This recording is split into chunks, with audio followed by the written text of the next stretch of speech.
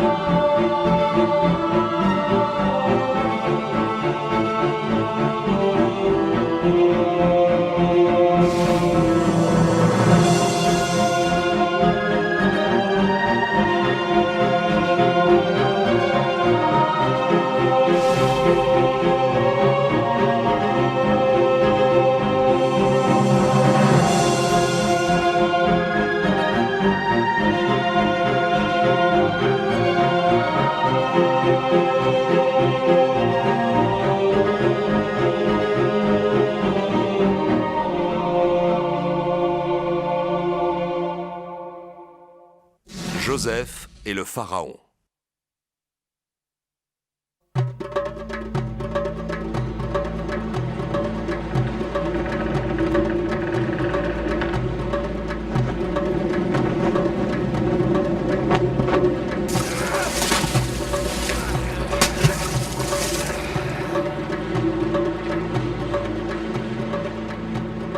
Un cavalier est venu m'apporter un ordre de mission émanant de Pharaon. C'est tout à votre honneur. En effet, mais il serait encore plus satisfaisant pour moi de trouver une solution à son problème. Je m'en voudrais de jouer les indiscrets, mais quel est ce problème que Pharaon vous a demandé de résoudre, au juste? Je l'ignore, tout ce que je sais, c'est que cela concerne un rêve. Pharaon désire en connaître le sens. Eh bien, puisse Horus vous assister dans votre tâche et éclairer votre chemin.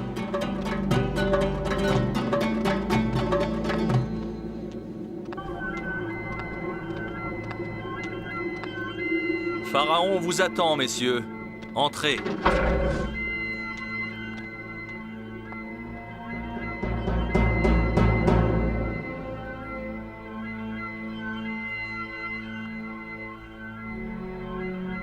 Dis-moi que tu m'amènes de bonnes nouvelles, chambellan. Oui, Pharaon, je suis revenu avec les plus puissants devins d'Égypte afin qu'ils interprètent votre rêve. J'espère qu'ils pourront donner un sens à mes visions nocturnes. Je n'en ai pas le moindre doute. Racontez-leur votre songe. Eh bien voilà, je me tenais sur les rives du Nil lorsque j'aperçus 7 vaches grasses qui paissaient tranquillement dans les hautes herbes. Et puis soudain, 7 vaches maigres ont surgi des flots. Elles semblaient déchaînées. Elles ont foncé vers les premières et les ont dévorées. C'est à ce moment-là que je me suis réveillé. Je dois avouer que la signification de ce rêve m'échappe. Oui, tout ceci me paraît pour le moins obscur. Puis je me suis rendormi, j'ai fait un autre songe. J'ai vu 7 épis gras et beaux pousser sur une même tige. Peu après, 7 épis maigres et brûlés par le vent d'Orient poussèrent et engloutirent les 7 épis gras. Je ne vous cacherai pas que je me réveillais avec l'esprit agité. Ce second rêve n'a pas plus de sens pour moi que le premier. Force-moi de reconnaître qu'il est bien mystérieux. J'ai consulté mes plus sages conseillers et les plus grands devins d'Égypte. Aucun d'eux n'a été capable de me fournir la moindre explication. Vous êtes mon dernier recours, je vous prie de faire un effort. Vous avez entendu, Pharaon?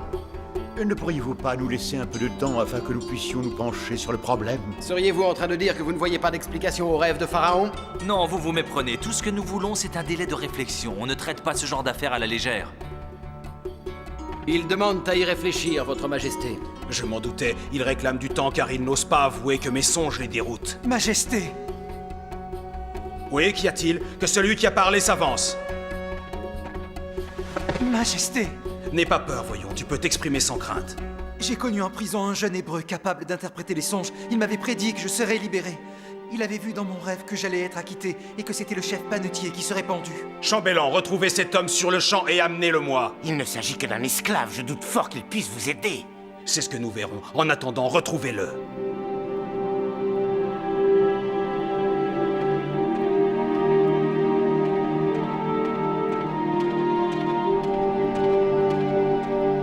Les 7 vaches grasses étaient en train de paître tranquillement sur les berges du Nil, lorsque les 7 vaches maigres jaillirent du fleuve comme des furies. Elles se jetèrent sur les 7 vaches grasses qui ne les avaient pas vues arriver, et ne firent d'elles qu'une bouchée.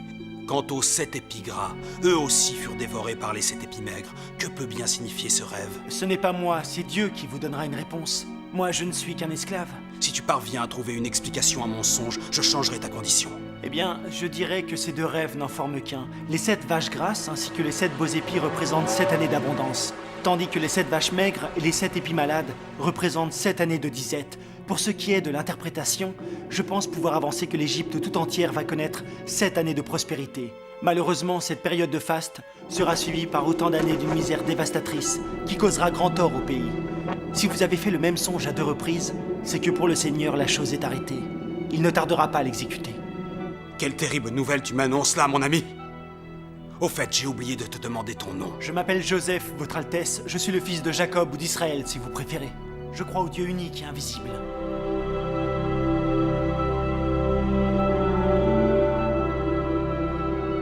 Je vous annonce que le rêve de Pharaon a été interprété. Par cet esclave, c'est bien ça?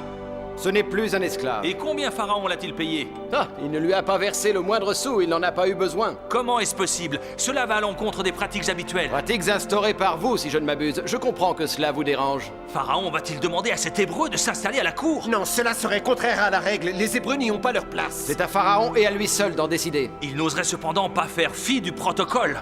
Les Hébreux n'ont rien à faire à la cour, je ne vois pas pourquoi ils y seraient admis. Ne perdez pas votre temps à discuter, la décision appartient à Pharaon. Quoi qu'on en dise, il faut bien admettre que cet Hébreu est le seul à avoir pu expliquer le songe. Moi, je dis qu'il faudrait carrément interdire aux Hébreux de venir en Égypte. Et que ferait-on sans eux? Tu peux me le dire? Notre pays a besoin de savants, de tisserands, d'artisans de toute profession, mais aussi d'esclaves. Tout ça, c'est de la faute de cet imbécile de domestique. S'il n'avait pas dit à Pharaon qu'il connaissait cet Hébreu, on ne serait pas en train de parler pour rien alors qu'il est.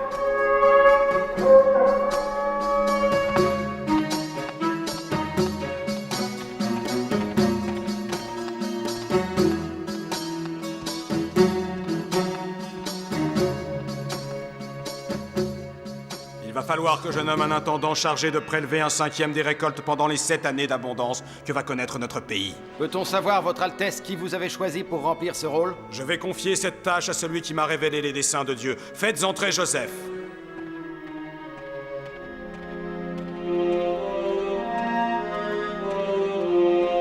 Je vous salue, Votre Majesté. Conscient du privilège que j'ai eu d'avoir rencontré un homme capable de deviner les insondables projets du divin, j'ai décidé de te nommer gouverneur de mon royaume. Le peuple d'Égypte obéira à tes ordres et tu n'auras à répondre de tes décisions que devant moi. Prends cette bague, elle te servira de sauve-conduit.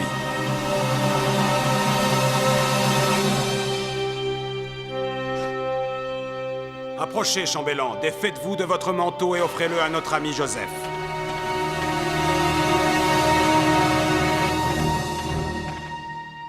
Relève-toi, Joseph, et sache que dorénavant, nul ne pourra lever le petit doigt en terre d'Égypte sans en avoir au préalable reçu ta permission. À partir de ce jour, ton nom sera Zaphnath Panéa, et tu recevras pour femme Asnath, fille du prêtre Potiphou. C'est ainsi que Joseph entra au service de Pharaon. Il n'avait à l'époque que 30 ans. Comme il l'avait prédit, l'Égypte connut 7 années de faste durant lesquelles la terre fut incroyablement fertile et les récoltes abondantes. Il parcourut le territoire du nord au sud et d'est en ouest afin de ponctionner les paysans d'une portion du grain récolté qu'il fit ensuite entreposer en prévision des années de famine. Il y eut très vite plus de blé dans les magasins de Pharaon qu'il n'y a de sable dans le désert du Sahara.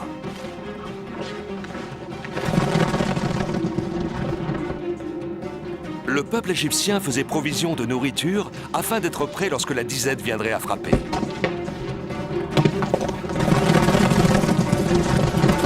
Il paraît que Joseph a été nommé vice-roi d'Égypte et que Pharaon ne prend aucune décision sans l'avoir consulté.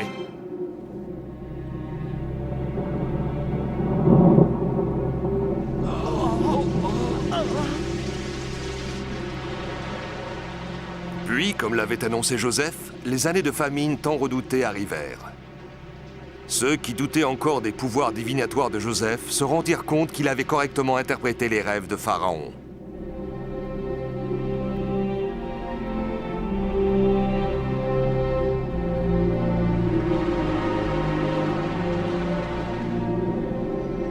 Le peuple d'Égypte souffrait chaque jour davantage de la famine. Désespérés, ils se regroupaient devant le palais de Pharaon.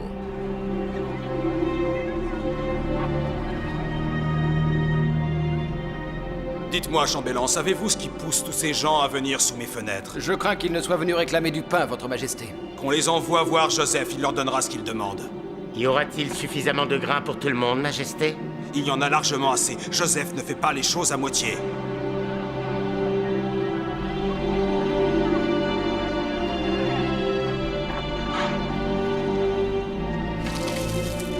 Merci. Remercions Pharaon de nous donner ce grain pour nourrir nos familles. C'est à Joseph que doit aller notre gratitude. Mais Joseph ne vénère pas Horus, dieu Ibis protecteur de l'Égypte. Non, il lui préfère le dieu unique et invisible dont on dit qu'il est bien plus puissant qu'Horus. C'est ce que j'ai entendu, en effet. Il paraîtrait même qu'il surpasse tous les dieux de notre panthéon réuni. Faut pas exagérer.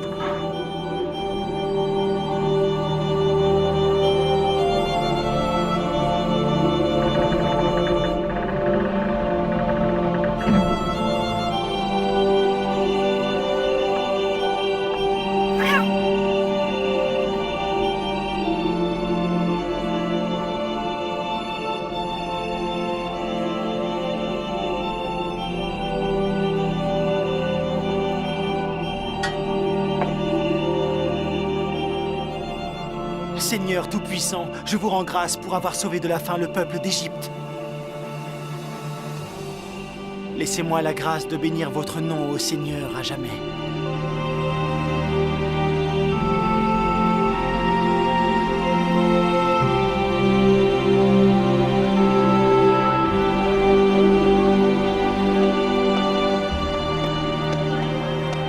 Seuls ceux qui possèdent de l'argent auront le droit d'entrer dans la ville, qu'on se le dise!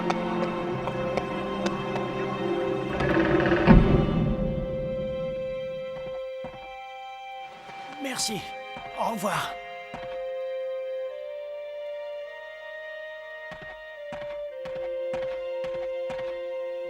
Vous voulez acheter du blé? Mais de quelle contrée lointaine venez-vous? Nous venons d'un pays appelé Haute-Nubie, monseigneur. Et de combien d'argent disposez-vous pour acquérir ce blé?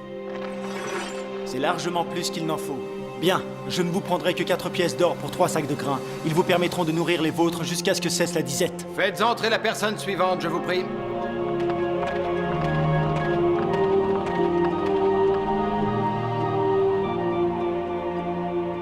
Mais je les reconnais. Ces hommes sont mes frères. Ils m'ont jeté dans un puits sur les conseils de Ruben et Judas, et ils m'ont laissé pour mort jusqu'à ce que j'en sorte. Ah! Pourquoi? Quel mal ai-je fait pour mériter cela? Jamais ils n'iront se douter que leur frère cadet a survécu à cette terrible épreuve pour devenir vice-roi d'Égypte. Pourquoi êtes-vous si nombreux? Je ne reçois qu'une personne à la fois. Nous sommes venus ensemble car nous sommes tous de la même famille.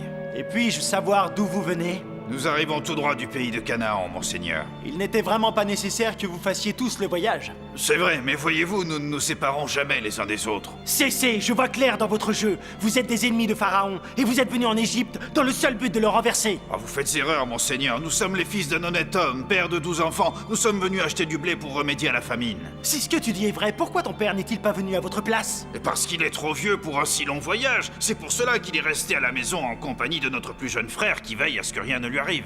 Attendez, vous dites que vous êtes 12 frères. Or, je ne vois que 10 d'entre vous dans cette pièce. Si j'ajoute celui qui est resté avec votre père, cela fait 11. Il en manque donc un à l'appel.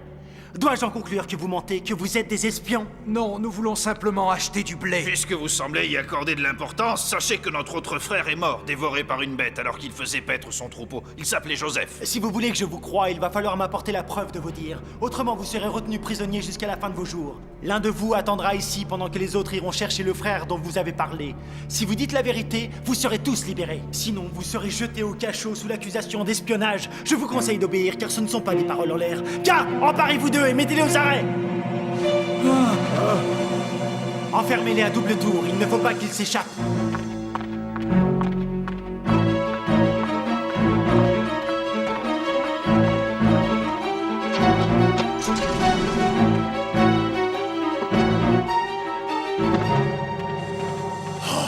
Cette histoire m'a coupé l'appétit. Je n'ai même plus la force de manger cette orange. Nous ne resterons pas longtemps enfermés puisque les accusations qu'on porte contre nous sont fausses. On dirait que le vice-roi a une dent contre nous, mais je ne vois pas ce qu'il pourrait avoir à nous reprocher. C'est étrange, il m'a donné l'impression de nous connaître. Ne raconte pas de sottises, voyons. Comment le vice-roi d'Égypte pourrait-il avoir une quelconque relation avec notre famille? C'est impossible. Pourquoi nous a-t-il fait emprisonner? Nous voulions juste acheter du blé. À mon avis, nous avons dû l'offenser d'une manière ou d'une autre, mais je ne vois pas comment.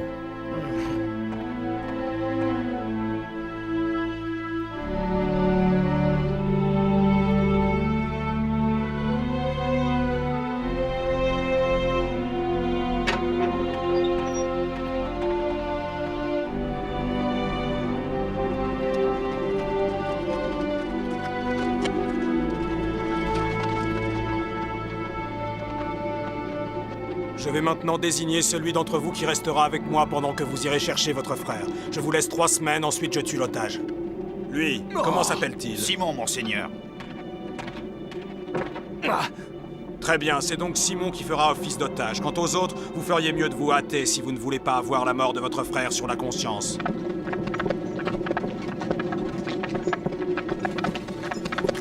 Je vous en prie, messieurs, je n'ai pas de quoi manger, aidez-moi. Tiens, mon brave.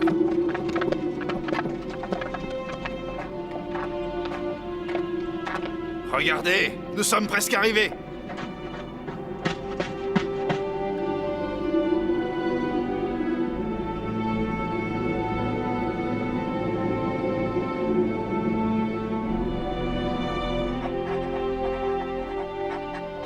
Scribe, les espions venus de Canaan sont-ils revenus avec leurs frères? Non, monseigneur, et ils n'ont donné aucune nouvelle. Peut-être n'entendrons-nous jamais plus parler d'eux. S'ils n'arrivent pas d'ici la prochaine lune, nous n'aurons qu'à tuer l'otage. C'est un bien court délai pour un si long voyage, Majesté. Accordez-leur davantage de temps. Il se peut qu'ils aient rencontré quelques problèmes chemin faisant. Il est vrai que les routes sont peu sûres de nos jours.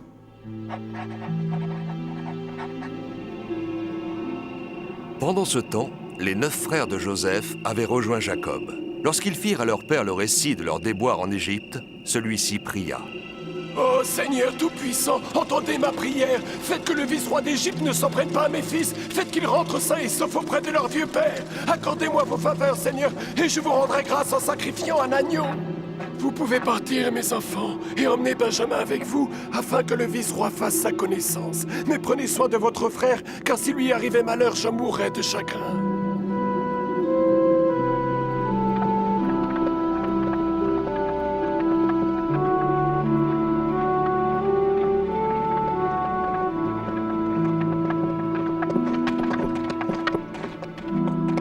Attendez, pourquoi est-ce que vous nous prenez nos sacs? Parce qu'on va vous conduire devant le vice-roi. Non, laissez-moi. Qu'allez-vous me faire?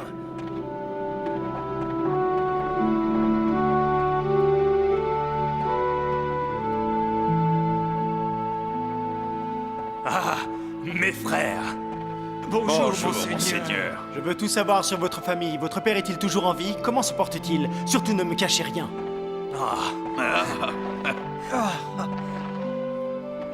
Oui, monseigneur, notre père est vivant, mais pour vous dire la vérité, cette mésaventure l'a éprouvé. Il souffre énormément de notre absence. Vous allez pouvoir rentrer chez vous, et avec du blé en plus. Merci infiniment, monseigneur. Votre magnanimité vous honore. Ce blé va sauver la vie de notre famille. Je vois que vous êtes venu avec votre jeune frère. Comment t'appelles-tu?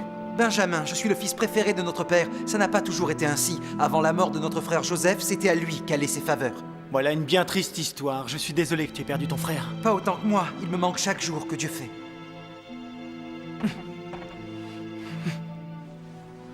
Avant de rentrer chez vous avec votre blé, je vous invite à vous restaurer. Vous êtes mes invités.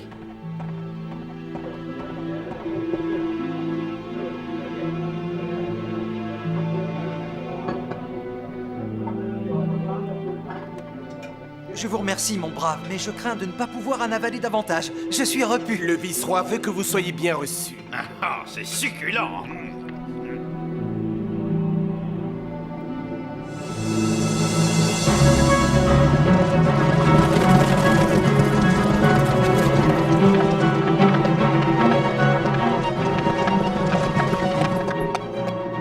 Vous êtes accusé de vol, vous allez nous donner vos sacs qu'on les fouille. Comment ça, accusé de vol, mais il doit s'agir d'une erreur? Ne discutez pas, ouvrez-moi vos sacs tout de suite avant que je sévisse.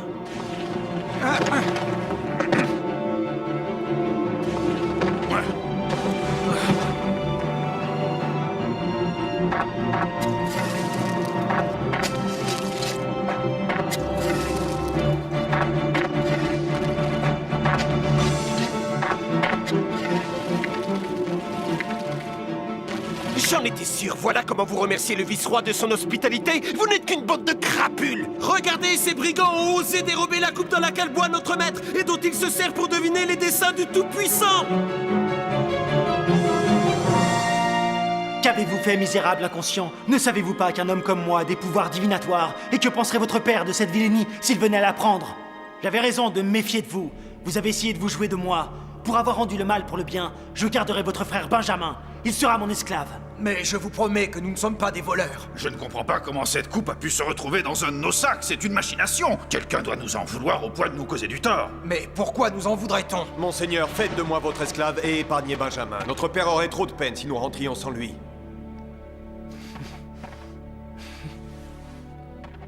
Et c'est dans son sac que les soldats ont trouvé ma coupe. Que devons-nous faire, monseigneur? Vous voulez qu'on l'emmène? Non, ce ne sera pas nécessaire. J'ai changé d'avis. Vous n'avez qu'à le libérer. Sa peine a été suffisamment sévère.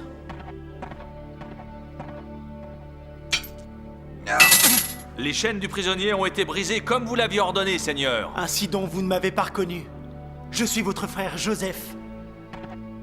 Oh, Joseph, mon frère! Je suis si heureux de te retrouver. Béni soit le Seigneur. Ah. Vous ne me croyez pas, et pourtant c'est bien moi que vous avez vendu pour être mené en Égypte.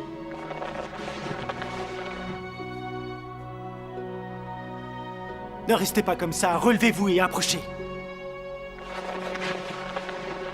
Je vous en prie, mes frères, ne vous affligez pas. Vous ne devez nullement regretter de m'avoir cédé comme esclave, car c'est pour vous sauver la vie que Dieu m'a envoyé devant vous. Alors bénissons le nom du Tout-Puissant.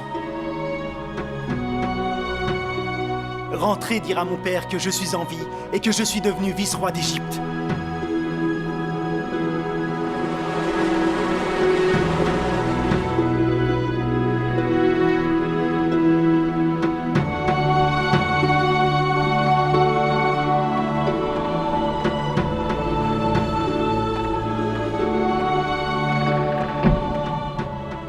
Tu as sauvé l'Égypte, Joseph. Par conséquent, l'Égypte deviendra la terre d'accueil de ta famille. Tes frères vont retourner auprès de ton père. Quand ils seront arrivés, ils réuniront tout ce qu'ils possèdent et repartiront avec ton père, sa femme, ainsi que toute leur famille pour venir s'installer en Égypte. Tiens, Jacob, essaie d'avaler quelque chose. Merci, mais je n'ai pas faim. Je ne peux m'empêcher de penser à mes fils. Ne t'en fais pas, Jacob. Je suis sûr qu'ils reviendront. Je l'espère, il me manque tellement.